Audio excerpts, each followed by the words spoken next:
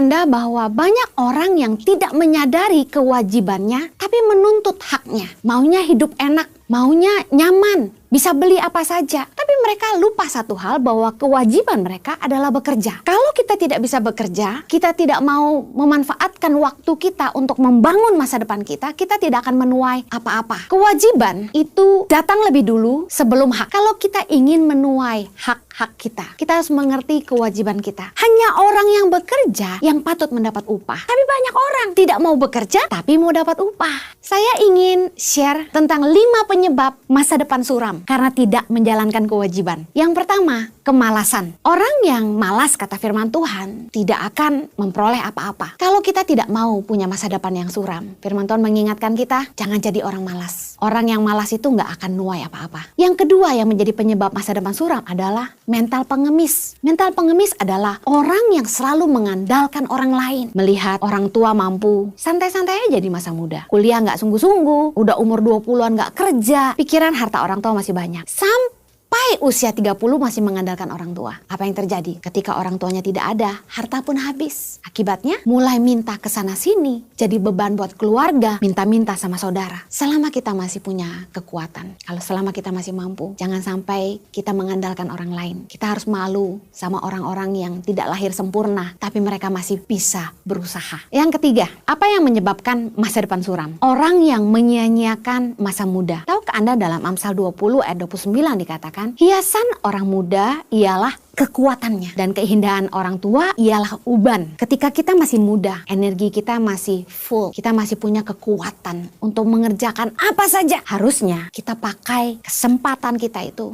kita manfaatkan kekuatan yang kita miliki untuk mengerjakan sesuatu yang berguna di masa tua. Banyak anak muda yang sia-siakan kekuatannya untuk mengerjakan hal-hal yang gak perlu. Mumpung masih muda, harusnya anak muda berani ambil resiko. Yang keempat, apa yang menyebabkan masa depan suram adalah kebiasaan atau tabiat buruk. Well, mau kerja dimanapun, sepintar apapun, apapun digrimu, seberapa banyak pun hartamu, setinggi apapun jabatanmu, semua tabiat buruk dan kebiasaan burukmu akan menghancurkanmu. Bukannya Tuhan gak sanggup tolong kita, tapi kalau kita gak bisa menang atas kelemahan diri kita sendiri, kita gak akan bangun apa-apa. Yang terakhir, penyebab masa depan suram adalah akibat karena memilih pergaulan dan pasangan hidup yang salah. Pilihan kita dalam menentukan siapa yang menjadi pendamping hidup kita merupakan keputusan yang sangat besar yang akan menentukan masa depan kita. Maaf kalau boleh bilang, hari ini pasti banyak orang yang menyesal dengan keputusan mereka menikah dengan pasangan yang salah. Tapi saya mau bilang begini, bagi Anda yang masih punya kesempatan untuk membangun masa depanmu dengan orang yang tepat, jangan sembarangan pilih jodoh hanya karena Anda jomblo. Banyak anak muda yang dikejar sama orang tuanya, tuntutan status, harus punya pacar, harus menikah, usia berapa. Lebih baik terlambat asal selamat, karena pernikahan itu nggak cuma satu malam. Pernikahan itu seumur hidup. Menikah dengan orang yang salah akan membawa Anda ke tempat yang salah. Orang yang nggak ngerti kewajibannya tidak akan bisa menuntut haknya. Mari kita berdoa.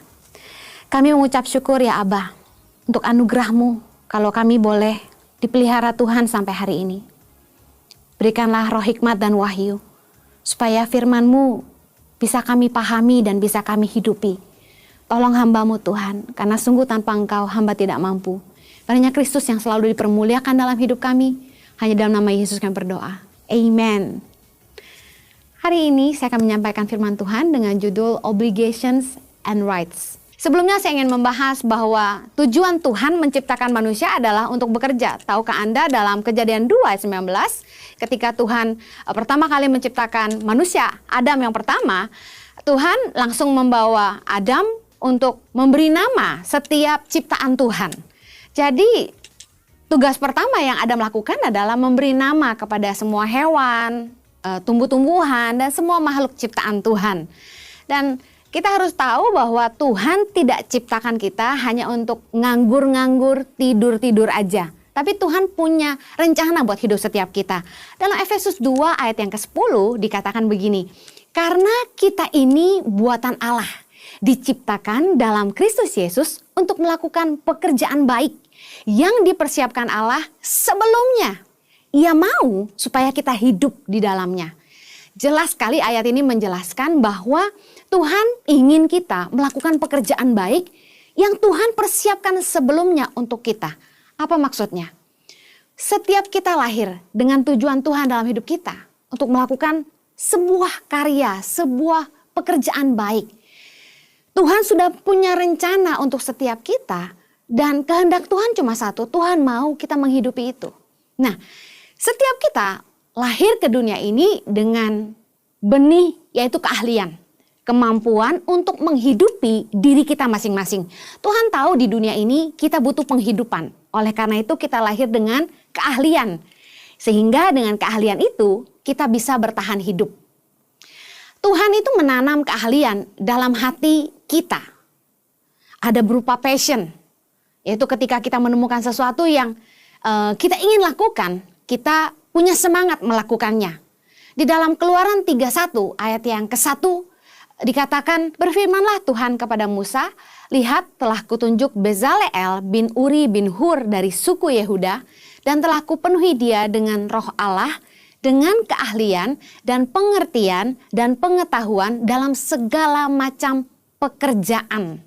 Dan juga dikatakan dalam ayat yang ke-6, juga aku telah menetapkan di sampingnya Aholiab bin Ahisamak dari suku Dan, dalam hati setiap orang ahli telah kuberikan keahlian.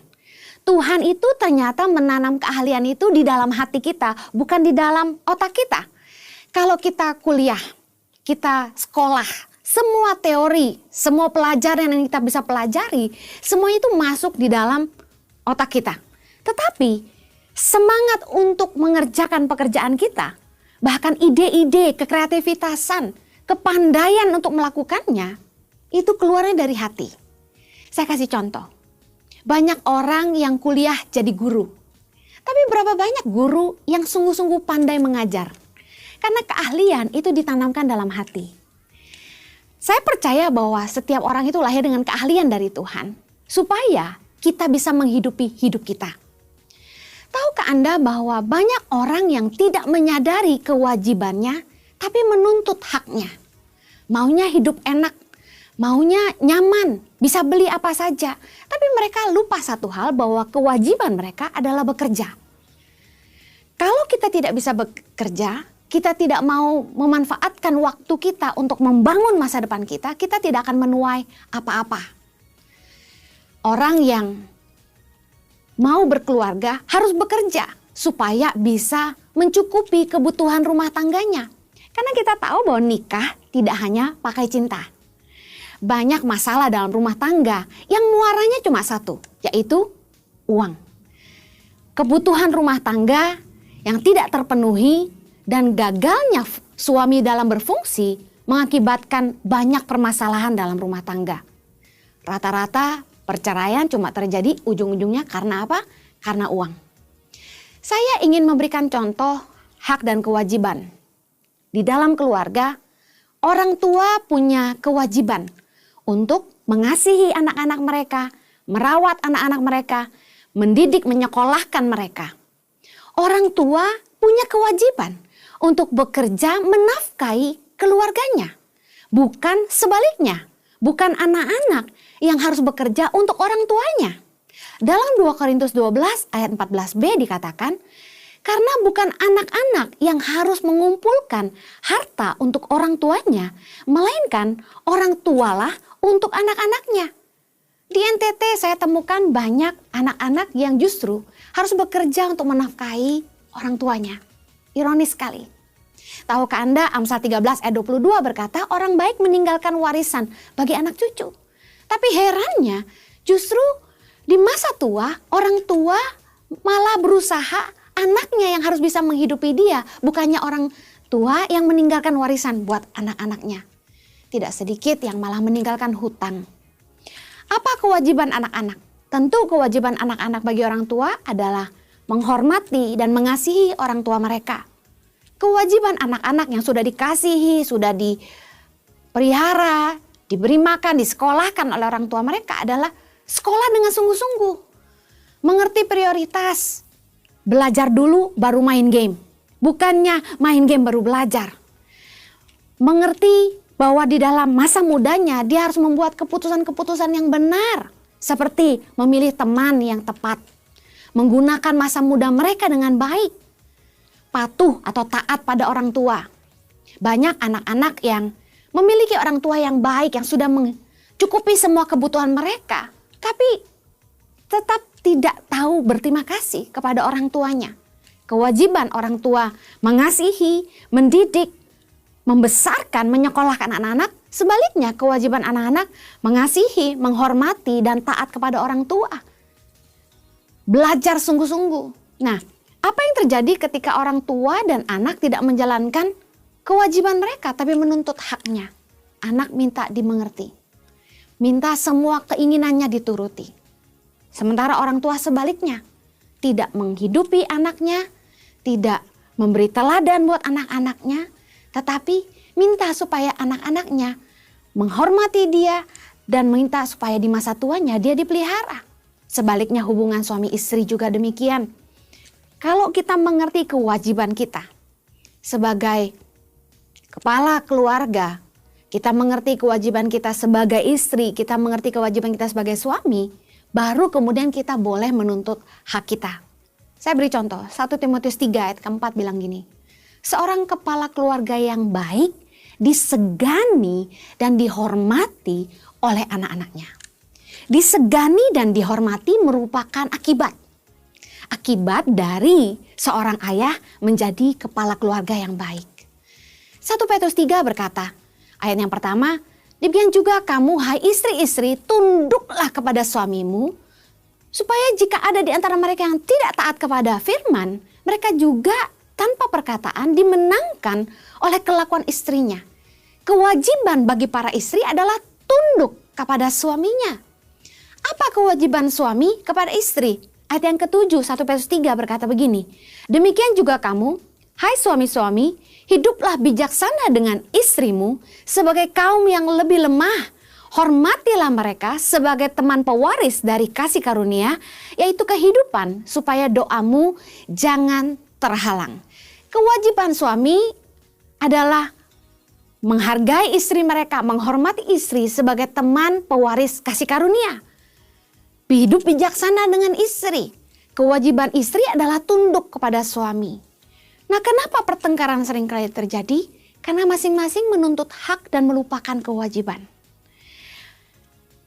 Mari kita belajar bagaimana kita mengerti bahwa kalau kita ingin memperoleh hak kita, kita wajib melakukan apa yang menjadi kewajiban-kewajiban kita. Kewajiban itu datang lebih dulu sebelum hak. Contoh, orang harus bekerja sebulan dulu baru mereka menerima gajinya di akhir bulan. 2 Timotius 2 ayat yang ke-6 berkata begini, seorang petani yang bekerja keras haruslah yang pertama menikmati hasil usahanya. Seorang petani tidak akan menikmati hasil usahanya kalau dia tidak menanam apa-apa sebelumnya. Kalau kita ingin menuai hak-hak kita, kita harus mengerti kewajiban kita. Lukas 10 ayat yang ke-7 berkata, sebab seorang pekerja patut mendapat upahnya. Hanya orang yang bekerja yang patut mendapat upah. Tapi banyak orang tidak mau bekerja tapi mau dapat upah. Saya ingin share tentang 5 penyebab masa depan suram karena tidak menjalankan kewajiban. Yang pertama, kemalasan.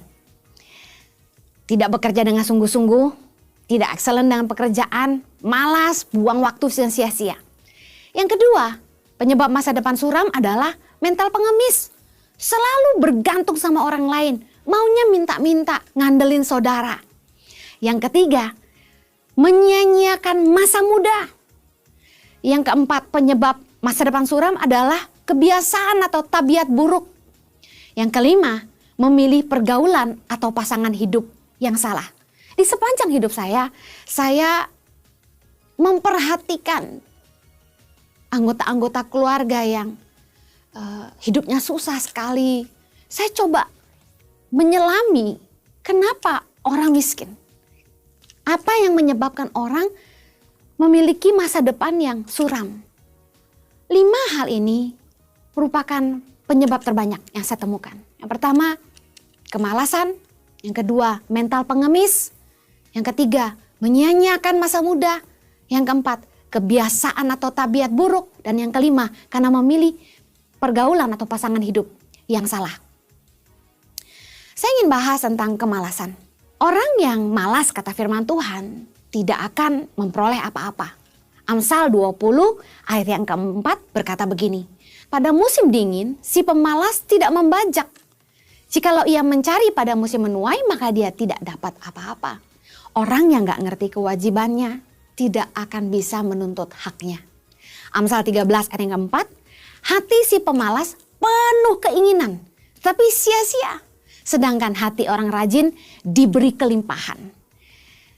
Uang gak jatuh dari atas pohon. Kita harus bekerja keras. Kita harus mengumpulkan. Kita harus pandai mengelola keuangan. Kita harus tekun bekerja. Kalau Anda bilang capek Kak Heni kerja terus. Kerja apapun gak ada yang gak capek. Semua pekerjaan melelahkan. Tapi bukankah karena kita lelah kita bisa istirahat dengan baik di malam hari? Kalau Anda habis olahraga, Anda capek sekali, saya yakin Anda jadi bisa tidur nyenyak. Kalau kita tidak mau punya masa depan yang suram, firman Tuhan mengingatkan kita, jangan jadi orang malas. Orang yang malas itu gak akan nuai apa-apa. Yang kedua yang menjadi penyebab masa depan suram adalah mental pengemis. Mental pengemis adalah orang yang selalu mengandalkan orang lain. Melihat orang tua mampu, santai-santai aja di masa muda. Kuliah gak sungguh-sungguh, udah umur 20-an gak kerja. Pikiran harta orang tua masih banyak. Sampai usia 30 masih mengandalkan orang tua. Apa yang terjadi? Ketika orang tuanya tidak ada, harta pun habis. Akibatnya mulai minta ke sana sini, jadi beban buat keluarga, minta-minta sama saudara. 2 Tesalonika 3 ayat yang ke-7 bilang begini. Sebab kamu sendiri tahu bagaimana kamu harus mengikuti teladan kami, karena kami tidak lalai bekerja di antara kamu. Dan tidak makan roti orang dengan percuma. Tetapi kami berusaha dan berjerih payah siang malam. Supaya jangan menjadi beban bagi siapapun di antara kamu. Rasul Paulus mengajarkan kita bahwa kita harus bekerja dengan satu tujuan. Kita nggak jadi beban bagi siapapun. Saya punya 3 prinsip yang salah satunya adalah tidak boleh jadi beban bagi seorang pun. Jangan punya mental pengemis.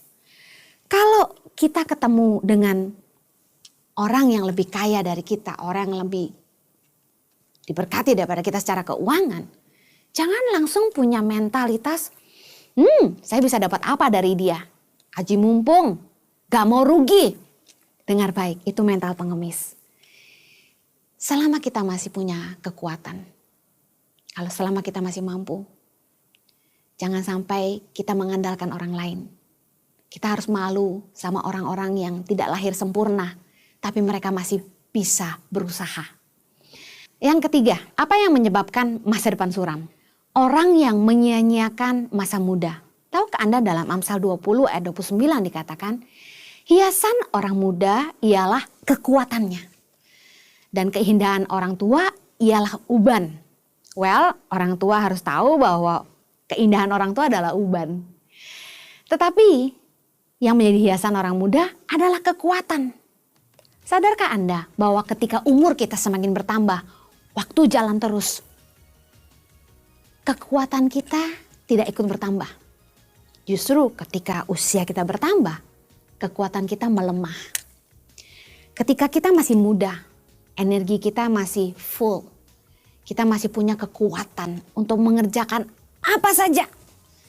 Harusnya kita pakai kesempatan kita itu, kita manfaatkan kekuatan yang kita miliki untuk mengerjakan sesuatu yang berguna di masa tua. Banyak anak muda yang menyia-nyiakan masa muda mereka. Hidup foya-foya, terus glamor pesta, pacaran sana sini, tebar pesona. Padahal masa tua itu membutuhkan kekuatanmu untuk bekerja keras. Mazmur 90 ayat 12 berkata begini, ajarlah kami menghitung hari-hari kami sedemikian, sehingga kami beroleh hati yang bijaksana. Anak muda yang berpikir bahwa masa depan masih panjang, jadi gak bijak sama hidupnya.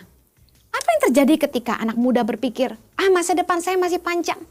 Mereka akan pacaran ganti-ganti terus. Mereka akan kuliah nggak selesai-selesai. Mereka akan kerja pindah-pindah karena mereka pikir saya masih muda. Ingat loh, batas usia dalam melamar kerja itu di bawah 35 tahun. Jadi jangan sampai kita nggak memanfaatkan sisa waktu yang ada untuk menemukan tempat terbaik untuk kita. Banyak anak muda yang sia-siakan kekuatannya untuk mengerjakan hal-hal yang gak perlu. Mumpung masih muda, harusnya anak muda berani ambil resiko. Kalaupun harus bekerja dari nol, dari bawah, so what? Belajarlah sebanyak-banyaknya. Kita harus mau belajar dari bawah. Karena ketika nanti suatu hari Anda di atas, bawahanmu gak bisa bohongi kamu. Kalaupun harus bekerja pagi siang malam, bekerjalah dengan giat. Mumpung belum ada yang komplain di rumah. Tahukah Anda, kalau kita sudah berkeluarga, pulang malam pun suami gak suka. Pulang malam istri pasti gak suka. Dibilangnya kita terlalu banyak waktu bekerja, tidak cukup waktu buat keluarga. Jadi mumpung Anda masih muda, bekerjalah dengan giat. Jangan buang waktumu. Kerja pendek, foya-foya, hura-huranya yang lebih panjang. Belajar sebentar, main gamenya yang lebih panjang. Kalaupun Anda ingin memulai sebuah usaha, saya mau kasih tahu, jangan takut rugi. Mumpung belum ada tanggungan, ayo berusaha, bikin usaha, kalaupun harus rugi, tidak masalah. Anda tidak mengorbankan siapa-siapa. Belum ada orang yang Anda perlu tanggung di rumah. Mumpung masih muda, take risk. Pakai masa mudamu untuk belajar dan bekerja sungguh-sungguh. Manfaatkan kekuatanmu untuk membangun masa depanmu. Kalau bisa sukses di usia muda, kenapa tidak? Saya sayangkan anak-anak muda yang menyia-nyiakan kesempatan mereka. Ibarat bunga, kita tidak mekar selamanya. Pakai masa mudamu dengan baik. Yang keempat, apa yang menyebabkan masa depan suram adalah kebiasaan atau tabiat buruk. Well, mau kerja dimanapun, sepintar apapun, digrimu, S1, S2, S3, S-teler dan sebagainya, seberapa banyak pun hartamu, setinggi apapun jabatanmu, semua tabiat buruk dan kebiasaan burukmu akan menghancurkanmu. Orang-orang yang suka berhutang, orang-orang yang suka berjudi, mabuk-mabukan, apalagi main perempuan, lengkap sudah. Orang-orang yang tidak tepat janji, nggak bisa dipercaya, selalu nunda, lelet, sombong, memandang rendah orang lain. Sifat-sifat buruk ini, kebiasaan buruk ini akan menghancurkan kita kalau kita nggak mau berubah. Bukannya Tuhan nggak sanggup tolong kita, tapi kalau kita nggak bisa menang atas kelemahan diri kita sendiri, kita nggak akan bangun apa-apa. Saya belajar untuk tidak berhutang, sekalipun susah. Saya belajar mengandalkan Tuhan, dan Tuhan tidak pernah mengecewakan saya. Saya percaya bahwa nilai sebuah kepercayaan itu sangat penting. Kalau saya bisa memilih, saya akan pilih orang yang mungkin tidak terlalu pintar, tapi bisa dipercaya, daripada orang yang pintar banget, tapi nggak bisa dipercaya. Jadilah orang yang bisa dipegang omongannya, karena nilai kepercayaan itu lebih daripada apapun. Nama baik lebih berharga daripada emas dan perak, kata firman Tuhan. Dan kita harus belajar dalam hidup ini, setinggi apapun jabatan kita, sebanyak apapun Tuhan memberkati kita, kita nggak boleh memandang rendah orang lain, kita nggak boleh sombong, kita nggak boleh berubah. Karena apalah kita, kalau Tuhan mau ambil semuanya, kita nggak bisa hentikan. Nasib kita di tangan Tuhan. Kalau orang mau sombong, saya cuma mau bilang gini, satu kali hembusan nafas Tuhan, kita sudah tidak ada. Kita cuma debu aja. Saya sudah menghadiri banyak pemakaman Dan di titik itu kita baru sadar bahwa keputusan untuk mati dan hidup tuh di tangan Tuhan.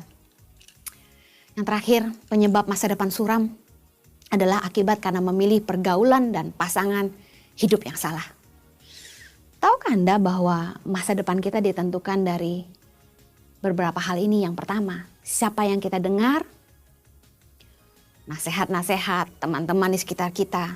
Yang kedua, masa depan kita ditentukan oleh investasi waktu kita. Apa yang Anda lakukan dengan waktu-waktu Anda? Apa yang Anda pelajari? Anda bekerja apa? Karena masa depanmu ditentukan bagaimana kamu memakaikan waktumu. Masa depanmu ditentukan dari bagaimana Anda menggunakan waktumu. Buku apa yang Anda baca? Apa yang Anda kerjakan setiap hari akan menentukan ketajamanmu.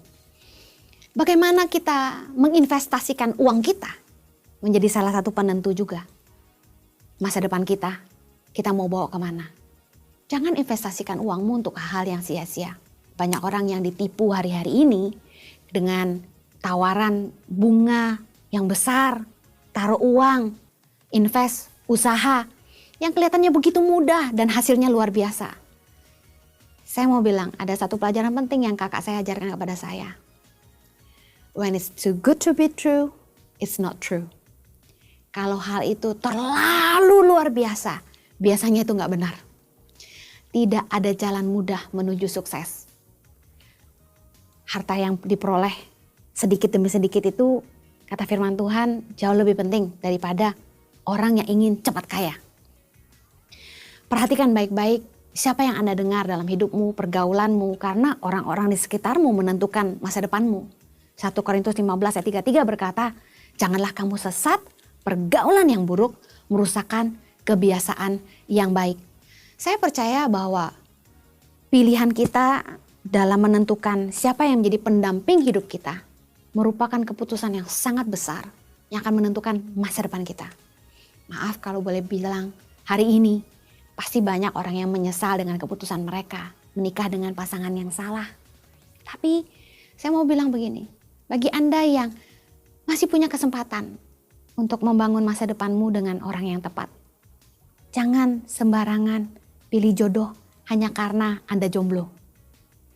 Banyak anak muda yang dikejar sama orang tuanya, tuntutan status, harus punya pacar, harus menikah, usia berapa. Lebih baik terlambat asal selamat. Karena pernikahan itu nggak cuma satu malam. Pernikahan itu seumur hidup. Menikah dengan orang yang salah akan membawa Anda ke tempat yang salah. Tuhan Yesus memberkati.